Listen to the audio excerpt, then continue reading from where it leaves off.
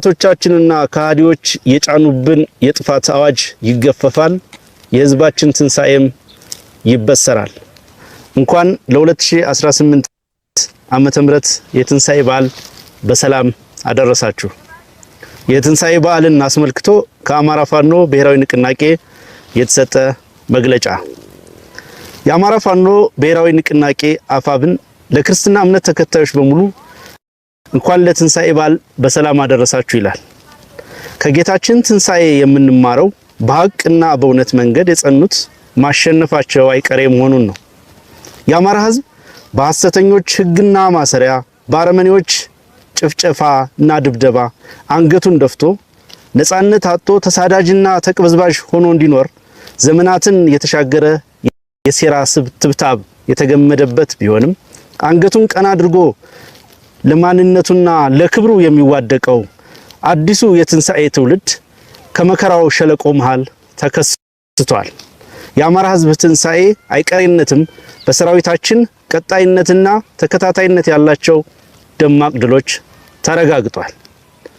በጠላት ልብ ውስጥ ተሰብሮ የተቀመጠ ወይም ላይነሳ የተቀበረ ተደርጎ ተነገረበት በካዲዎችና በሐሰተኞች ልቦና ውስጥ የትግሉ ፍሬ እንደማይታይና እንደማይበላ ተደርጎ የተተረከበት የአማራ ህዝብ በጀግናው የአማራ ፋኖ ብሔራዊ ንቅናቄ ሰራዊትና ደጋፊ ህዝባችን ልቦና ውስጥ በተከተበው አዲሱ ተስፋና የሰመረ ተጋድሎ አማራ ህልውናውን ማረጋገጥ የሚችል ለትንሳኤው የቀረበ ሆኖ በሁሉም አእምሮ ውስጥ ተስሏል። በዚህ አጭር ጊዜ ህዝባችን ላይ የታወጀውን የዘር ማጥፋት ጦርነት አዋጅ ያልተቋረጠ ሁለንተናዊ ጥቃት በጽኑ ትግል መመከት ችለናል። በትግላችን የአማራ ህዝብ የትንሳኤ መንገድ ተልመን የጀመርነው መንገድ የመከራውን ቀንበር ጨርሶ በማስወገድ ትንሳኤው የሚገኝበትን ግልጽ አስቻይ ሁኔታ ፈጥሯል። በዚህ ትግልም የአማራ ህዝብ የህልውና አደጋ ተቀልብሶ ትንሳኤው የሚበሰረው በልጆቹ ክንድ በልጆቹ ድርጅት በልጆቹ ልብና በልጆቹ የሰላ አእምሮ በሚፈጠረው ፖለቲካዊ ንድፍና በዚያ ላይ የተመሰረቱ የትግል ስልቶችና ወታደራዊ ጥበቦች መሆኑን ያስመሰከረ ተቋም ገንብተናል። የድል ጉዞም ጀምረናል። የህዝባችን ትንሳኤ ካለ ጥርጥር የሚበሰር መሆኑን የተረዱ የጠላት ኃይሎች ድምጻቸውና ጩኸታቸው ብቻ ሳይሆን ሴራቸውና የክፋት ሰንሰለታቸው ተበጣጥሶ ጉልበታቸውና አቅማቸው ማሾ የምናይበት ጊዜ ቅርብ ነው።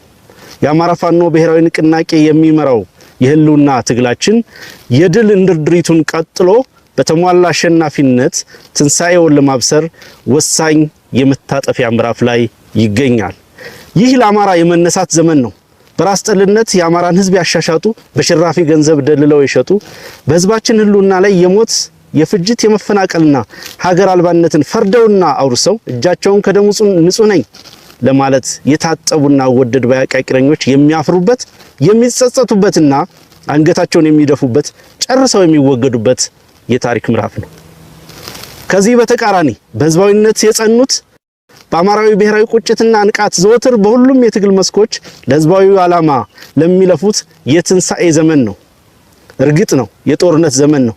በታንክም በባንኩም ከገጠመን የአብይ አህመድ ሰራዊት ጋር ጦርነት የገጠምንበት ዘመን ነው።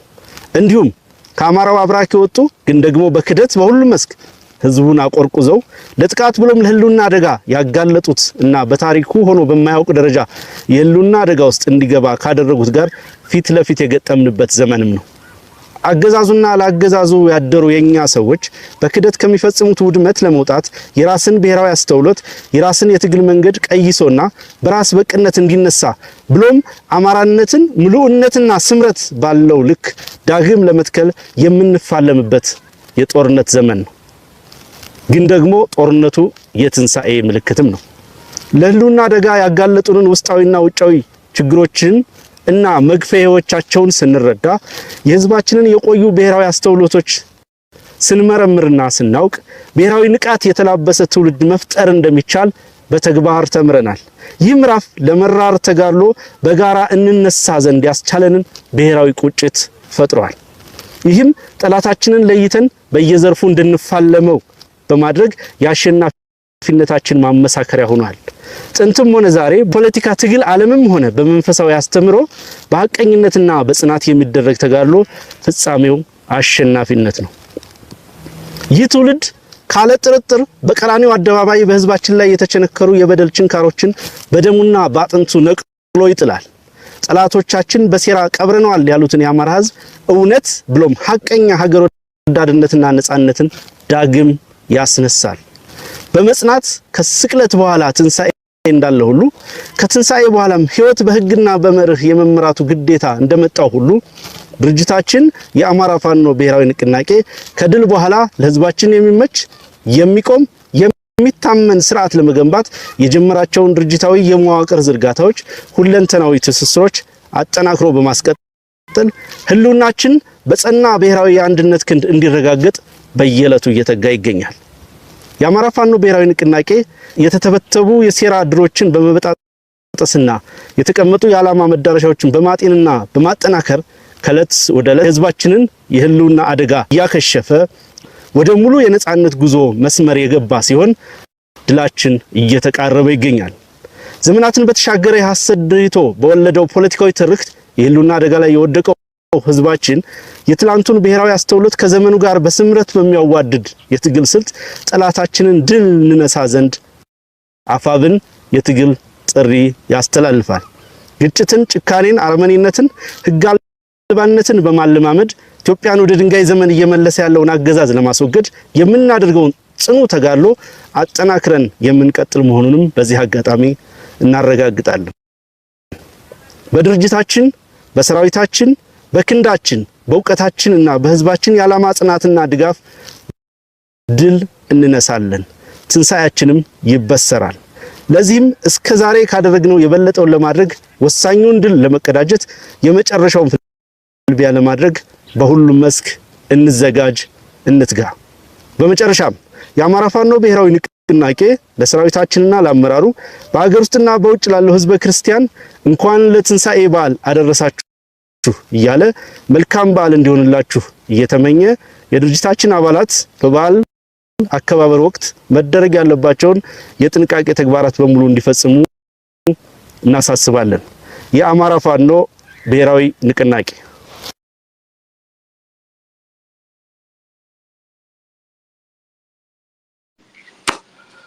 ዋው! እንግዲህ አንሙት ለዚህም አይደል የአማራ ህዝብ ድርጅት ይቆም ስንል የነበረው ለዚህ አይደለም ወይ? ተቋም ይመስረት፣ ተቋም ይምጣ፣ አዲሶቹ የአማራ ልጆች ይምጡ፣ አመራር ይሰየም፣ ህዝባችን በሚመጥነው ልክ ይታገል፣ በቁመቱ ልክ ይታገል፣ በአቅሙ ልክ ይታገል፣ በታሪኩ ልክ ይታገል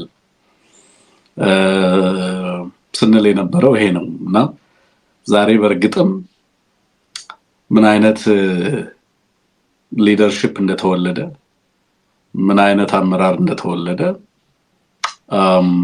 ይሄንን መግለጫ ሰምተህ መረዳት ትችላለህ አይደለም? አንሙት የመግለጫዎቹ ሁሉ የዚህ እስከዛሬ ድረስ አፋብን ሲያወጣቸው ከነበሩ መግለጫዎች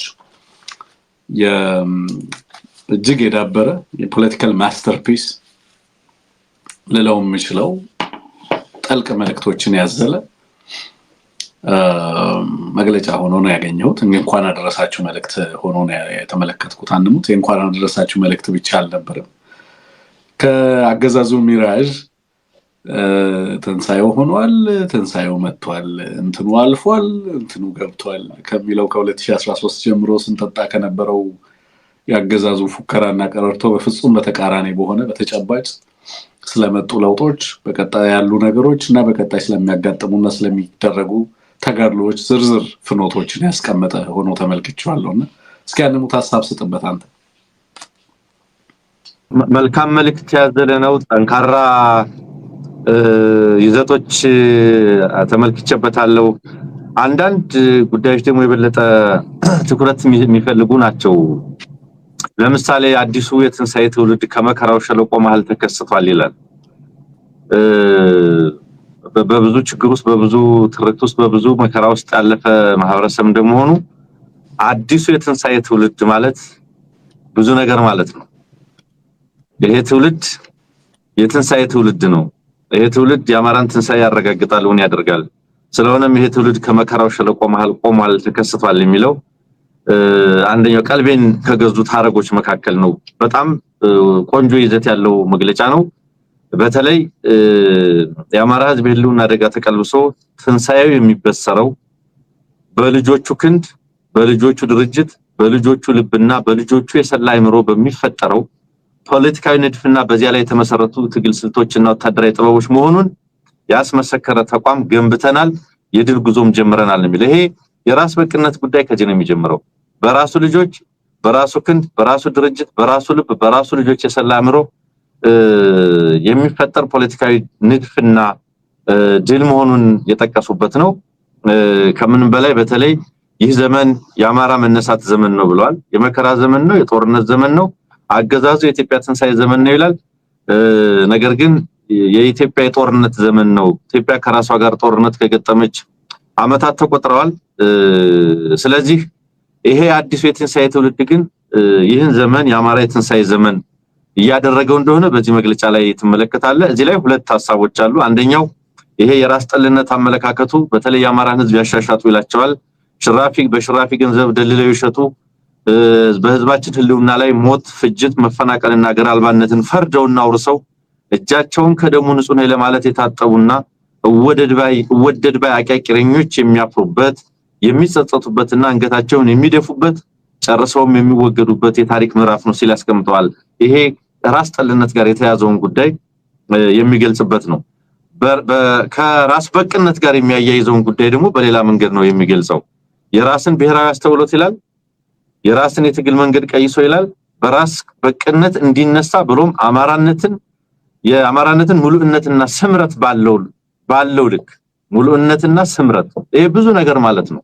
ሙላቱ በምንድን ነው የሚገለጸው? የተሸራረፈ ማንነት፣ የተሸራረፈ መብት፣ የተሸራረፈ ጉዳይ አይደለም። የአማራነትን ሙሉእነትና ስምረት ባለው ልክ ዳግም ለመትከል የምንፋለምበት የጦርነት ዘመን ነው ሲል ነው የሚገልጸውና በአጠቃላይ የትግል ጥሪም አቅርቧል። የመጨረሻውን ፍልሚያ ለማድረግ በሁሉም መስክ እንዘጋጅ፣ በተለይ ዘመናትን በተሻገረ የሐሰት ድሪቶ በወለደው ፖለቲካዊ ትርክት የህልውና አደጋ ላይ ወደቀው ህዝባችን የትላንቱን ብሔራዊ አስተውሎት ከዘመኑ ጋር በስምረት በሚያዋድድ የትግል ስልት ጠላታችንን ድል እንነሳ ዘንድ የትግል ጥሪ ያስተላልፋል አፋብን ነው የሚለውና በጣም ጠንካራ መልእክት ነው። ብዙ ነገሮችን የዳሰሰ ነው። ፖለቲካዊ ወጋግራዎችን፣ ፖለቲካዊ ምሰሶዎችን እዚህ ውስጥ አገኛለህ ለማለት ፈልጌ ነው። ይሄ ነው በእኔ በኩል የተረዳሁት።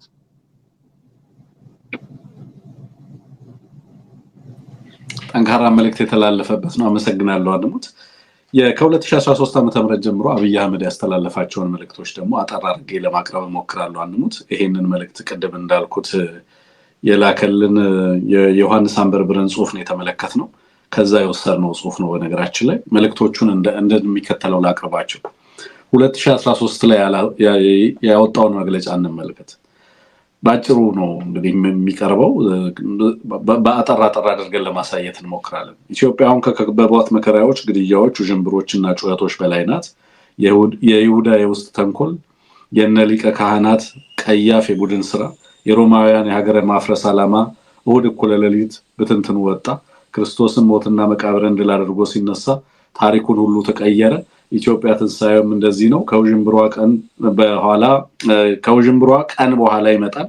የተዘጋባትን ሁሉ ከፋፍታ እንደተዘጋችበትና የተገነዘችበትን አውልቃ ጥላ ባዶ መቃብር ትታ ተነስታ እናያታለን። 2014 ላይ አንሙት። ኢትዮጵያን ለማጥፋት የተነሱ ሁሉ ለጊዜው የሚሳካላቸው ይምሰላቸው እንጂ መጨረሻቸው ኪሳራ ነው።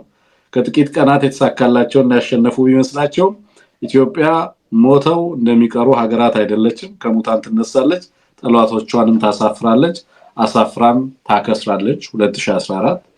2015 የምናያቸው ፈተናዎች የሕማማት ሰሞን ፈተናዎች ናቸው። እንደ ክርስቶስ ትንሳኤ የሁሉ ሀገራት ብልጽግናውን እንደሚሆን የኢትዮጵያ ትንሳኤም እንደሚሳካ ምንም ጥርጥር የለውም። 2016 ኢትዮጵያ በፈተና ውስጥ እያለፈች ነው።